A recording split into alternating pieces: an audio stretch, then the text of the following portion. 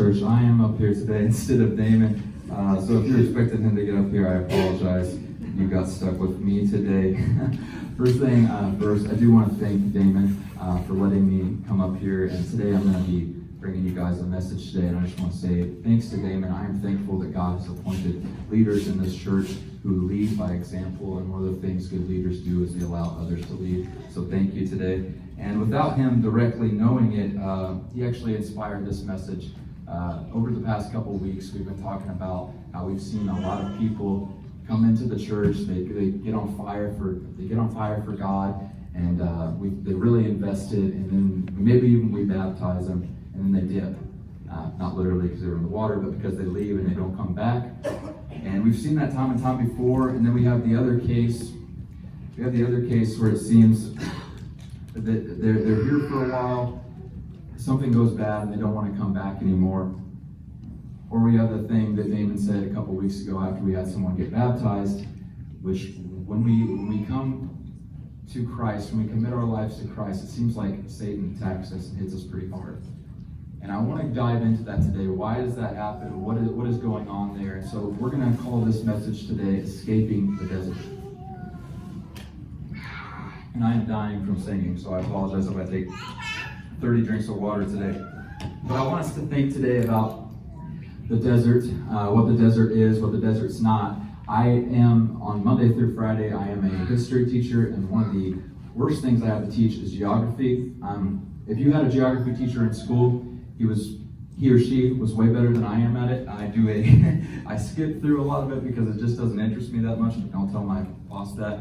But we blow through it. But I do know what the desert is. The desert is dry. The desert is vast. Usually consists of sand. Not a lot of water, not a lot of resources, and that's where we're going today. I want us to think about the desert is the place that we come to after we come to Christ, after we commit our lives to Christ, after we choose to follow, we enter into the desert. And so what we're going to do today is we're going to dive in to the book of Exodus. If you have your Bibles, we're going to jump to the book of Exodus. We're going to go ahead and dive straight in, talking about the pioneers of people who screwed things up, the first ones to start doing it really well, and that was the Israelites. We love to pick on the Israelites here at the church and everywhere in the church. We love to give them a hard time.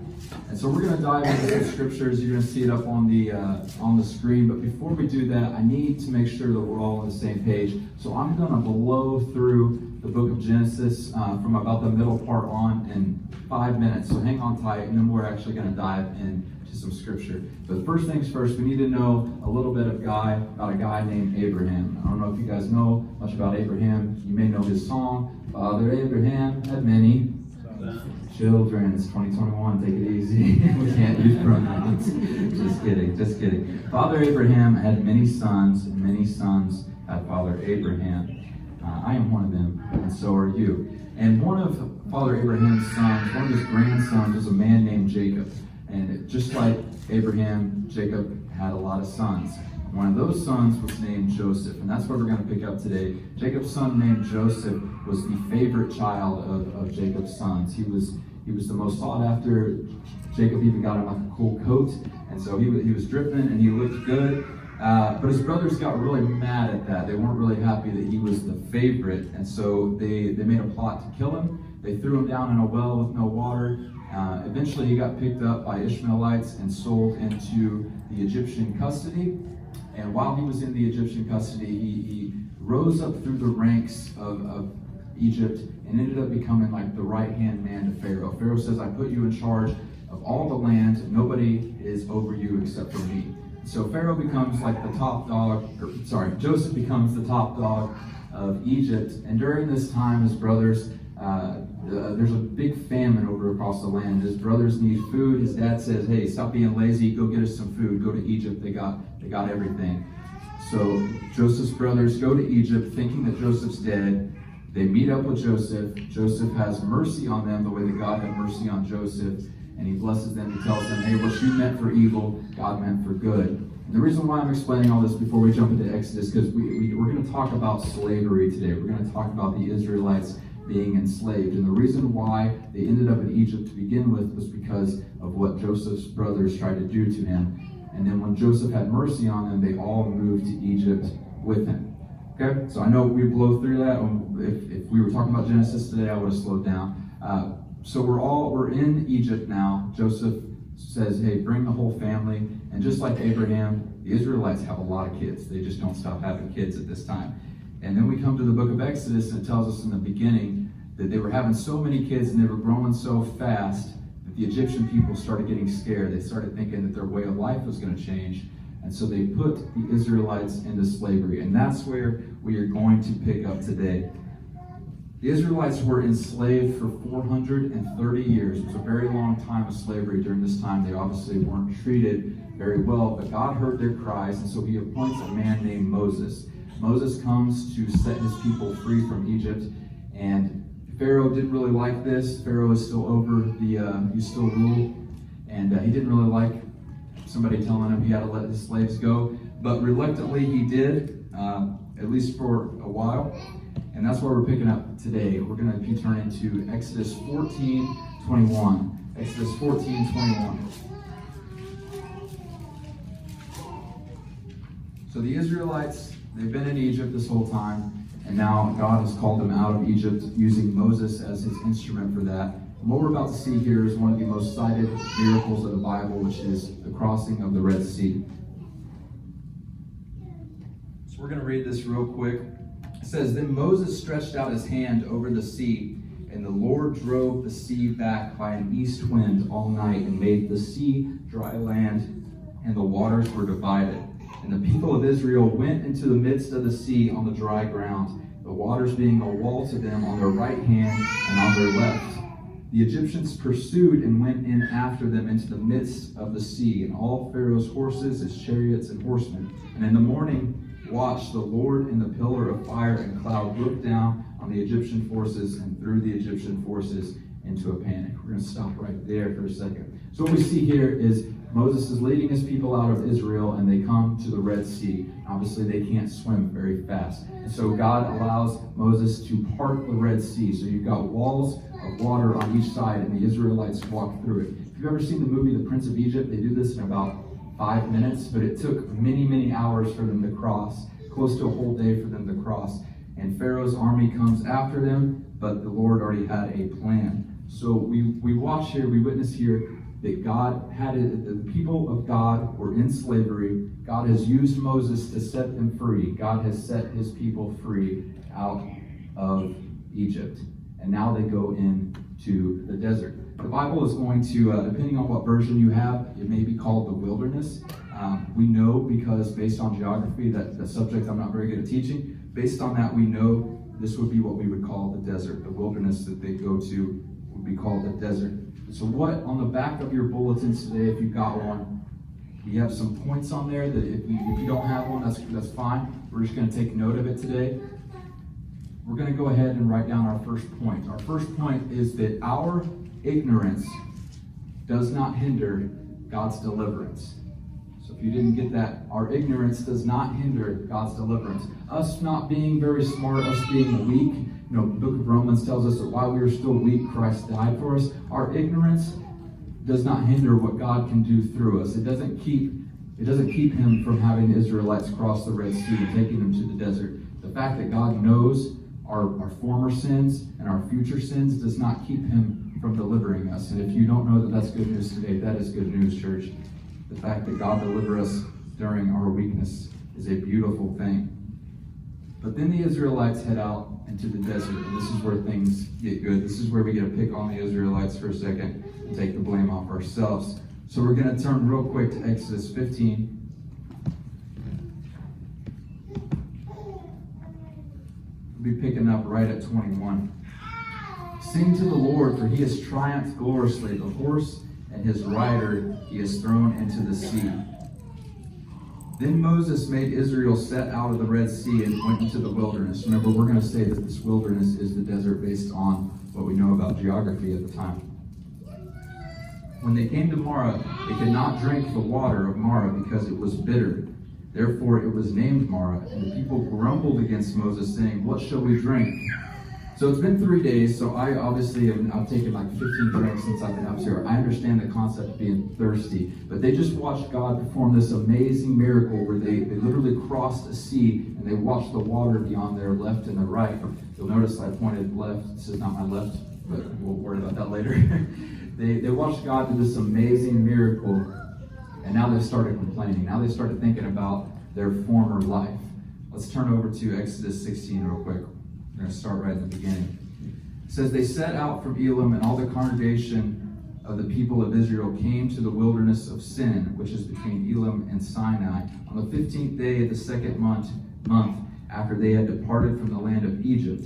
And the whole congregation of the people of Israel grumbled against Moses and Aaron in the wilderness. And the people of Israel said to them, would that we have died at the hand of the Lord in the land of Egypt when we sat by meat pots and ate bread to the full, for you have brought us out in the wilderness to kill this whole assembly with hunger.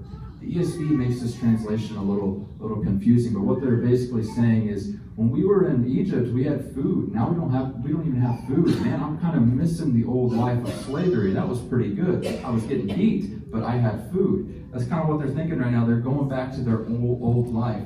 And it's easy for us to think, how dumb can they be? They were just enslaved, and now they're free. Moses has already told them, hey, we're heading away. God is moving us direction. We just crossed a sea. We have a vision for where we're going. And it's easy for us to be like, man, they just don't get it. But how many times have we in our own lives, we've watched God deliver us from things, and then we've craved our former sins. So we looked back on the old things in our life, and we think, man, I really wish I could visit that old bar again. I really wish I could hang out with my old friends again. Yeah, they were terrible. They smelled, but man, I really wish I could go back and see them one more time. We crave our former sins. We are still letting ourselves be enslaved to our former sins. I'm going to tell you a quick story because I feel like it barely applies, but it works. During Monday through Friday, like I said, I'm a history teacher, and one of the things we talk about is world history, another one of those subjects. I like U.S. history. I like talking about the wars. When you start getting into geography, world history, it's not exactly interesting all the time, but we do talk about some interesting things during the time. One of the things we talked about a couple weeks ago is the most dangerous places on Earth. And the number one most dangerous place on Earth is a place off the coast of Brazil, and it is called Snake Island. Church, do you have any idea what's on Snake Island? Pandas. Snakes. Snakes every 2 meters, they say. About every 2 meters you hit a snake. If you looked up in the trees, you wouldn't be able to tell the branches from the snakes. If you Google right now a picture, I would not encourage you to do it. I was going to put it up on the screen, but it makes me want to throw up. The picture that it shows you of Snake Island disturbs me to no end. So after church, if you want to throw up real quick, go ahead and look it up. So the story of Snake Island goes, this is true for the most part as far as we know. They don't keep a lot of records in Brazil of deaths on Snake Island for the reason that they don't want a place called Snake Island to have a bunch of deaths. But this guy, we went off the coast of Brazil. He was sailing, and he pulls over to an island, not knowing this is Snake Island. He pulls over to the island. He gets out, like most people would do. If you were cruising, you saw a cool place. You get out. He sees bananas up in the tree. He climbs up the tree. Hasn't really noticed the snakes around, or at least he hasn't noticed any abnormal amount of snakes. He gets his bananas down, comes down, and realizes there are snakes all around him. There, he looks up and he still sees the snakes in the trees, and he's like, okay, there's a lot more snakes than I thought. He climbs down the tree, gets back in his boat, barely lives, barely didn't get bit. Most of the snakes on Snake Island, they're not good guys. They're not like good garden snakes. They're venomous snakes. You don't want to be around these snakes. He gets off of the island, he gets back in his boat, and he heads back to Brazil to tell the people, like, hey, this island, not safe. Then he starts, a couple months go by, years go by, he starts thinking, man, those bananas were really good. I almost died getting them, but man, those were some good bananas.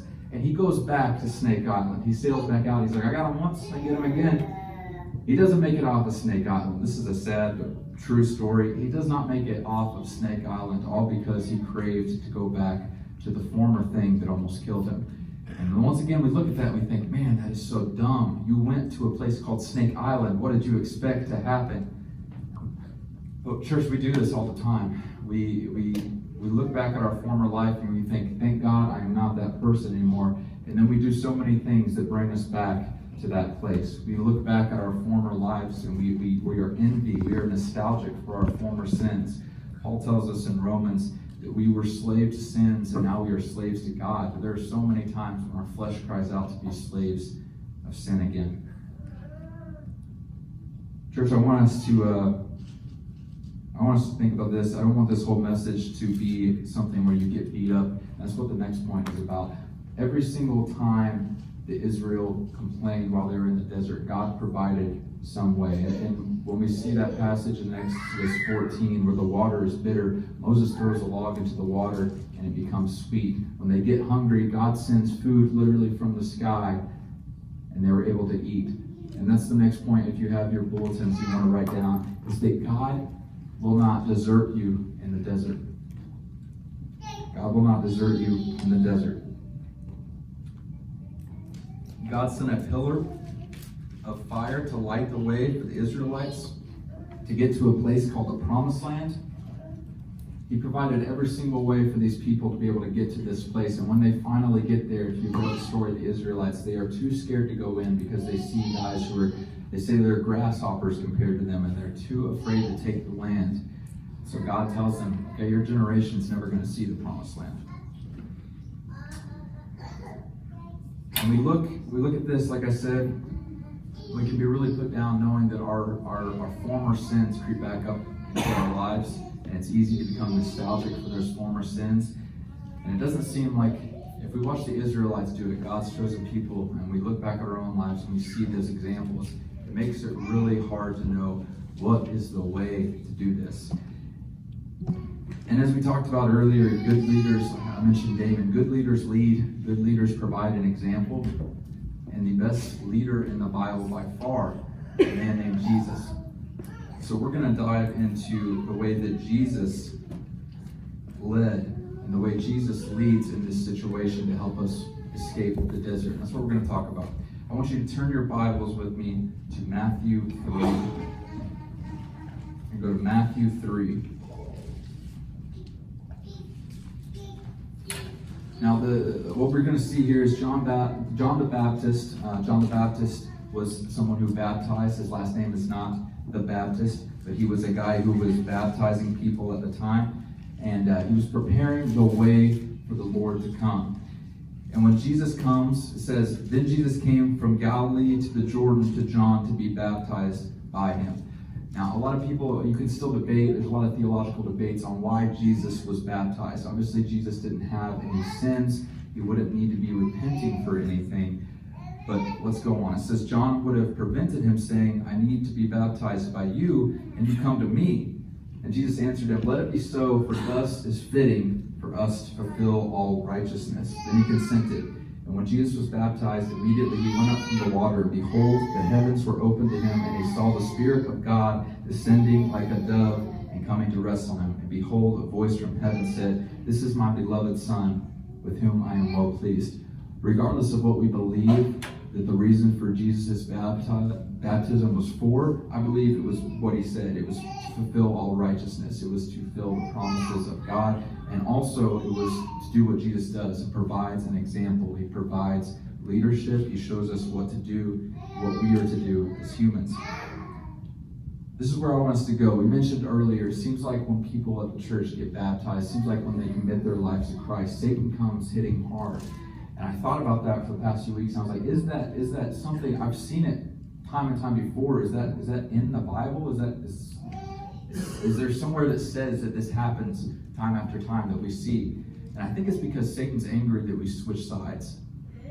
And although Jesus obviously didn't switch sides, if we turn one more page, or depending on what your Bible looks like, we go to Matthew 4. What does Jesus do right after he's baptized? He heads right out. It says into the wilderness, depending on your Bible. He heads right out into the desert. Jesus is baptized. Jesus is what we would consider being saved, even though that doesn't apply to Jesus here, but he's leading it as an example. He has his baptism, and immediately he heads out to the desert to be tempted. The desert is a place of dry land. It is a place where you start complaining. It is a place of trial and temptation. The Israelites were only in the desert for 3 days before they started complaining, before they started having trials, before they started looking back at their old way of life and thinking, that wasn't that bad. So Jesus immediately goes out into the wilderness, into the desert. We're going to read here, Matthew 4:1. It says, "Then Jesus was led up by the Spirit into the wilderness to be tempted by the devil. After fasting for 40 days and 40 nights, he was hungry. And the tempter came to him and said, 'If you are the Son of God, command these stones to become loaves of bread.' But he answered, 'It is written, man shall not live by bread alone, but by every word that comes from the mouth of God.'" Jesus is in the desert for 40 days, and the tempter comes for him with trials, with temptations. How does he answer back? So the next verse says, "Then the devil took him to the holy city and set him on the pinnacle of the temple and said, 'If you are the Son of God, throw yourself down, for it is written, he will command his angels concerning you, and on their hands they will bear you up, lest you strike your foot against a stone.' And Jesus said to him, 'Again it is written, you shall not put the Lord your God to the test.'" He tempts him with all the riches of the world. He tempts him with everything he can. He tempts him by saying, "If you are the Son of God, prove it." How does Jesus answer back? He gives him the word. Again, the devil took him to the very high mountain and showed him all the kingdoms of the world and their glory. And he said to them, "All these I will give you if you fall down and worship me." And then Jesus said, "Be gone, Satan, for it is written, you shall worship the Lord your God, and him only shall you serve." Then the devil left him, and behold, the angels came and were ministering to him. Jesus finds himself in this exact predicament that we've seen in our churches, in our own lives, time and time again, where someone comes to the Lord and then they're immediately escorted to the desert. And we got to think as not only those people who are in that situation, but as a body of believers, what do we do? What do we instruct people to do when they come to the desert? Because I remember being that age. When you give your life to Christ, you think, man, things are about to get easier. I'm about to be just living it up in the kingdom. And then Satan smacks you in the head and you're like, I thought this was going to be easier. And that's where we see people trail off and they don't come back.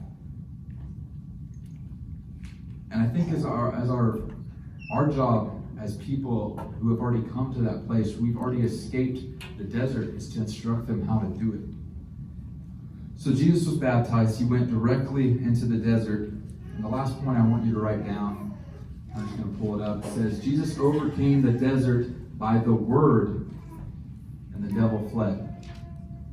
Every time the tempter came to him, the devil came to him and tried to tempt him with something, Jesus fired right back with the word.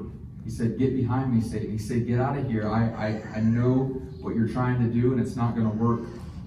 Paul even tells us about this. You've heard the popular quote that's misguided, and we've talked about it a little on Sunday nights, that God won't give you more than you can handle. That's absolutely true. The desert is where God gives you more than you can handle. God gives you more than you can handle all the time. But Paul actually corrects this, and he says in 1 Corinthians 10:13, "No temptation has overtaken you that is not common to man. God is faithful, and he will not let you be tempted beyond your ability. But with the temptation, he will also provide a way of escape that you may be able to endure it." You are going to be given in this life way more than you can handle. There are people in this room right now who have way more on their plate than they can handle. But God does not give you a temptation. He doesn't give you something that there's not an escape for it. And we watch Jesus do this. We watch him be tempted. We can't even imagine. We don't know what it's like to have the world offered to us in full extent. But Jesus looked at it and gave him the word right back. Jesus provided a perfect example of how we are to escape the desert. Church, if you're in the desert today, if you feel like you're stuck in the desert today, I want you to know that there is hope, that Jesus provides a way out. Jesus provides the way out. And if you know someone who is ready to take that step, if you are someone who's ready to take that step, you say, "I'm ready to commit my life to Christ. I'm hesitant about the whole desert part." Watch what God does. God is faithful. If we dive into his word, if we know his word, if it's written on the tablets of our heart, God is faithful. Paul tells us, yeah, we may get more than what we can handle, but there is no temptation that he won't provide a way of escape for. The Bible has a lot of information in it. Sometimes we forget to look. There's a lot of situations that he's already handled in there in specifics for us. If you haven't committed your life yet to Christ today, you're afraid of the desert, know that there is hope. There is the hope for your way out of it, and that God did not bring you this far to leave you at that point. The desert is not supposed to be your home. The desert is a bus stop that you don't want to get off of very long. The desert is something you want to get back moving on your way. The Israelites should not have been wandering in the desert for 40 years. They should have followed God's plan from the beginning. But if you are stuck in that desert today, thankfully, we have the Bible, and we watch Jesus perfectly navigate his way through the desert. Church, this is the end of my message today. I want to thank you for letting me be up here.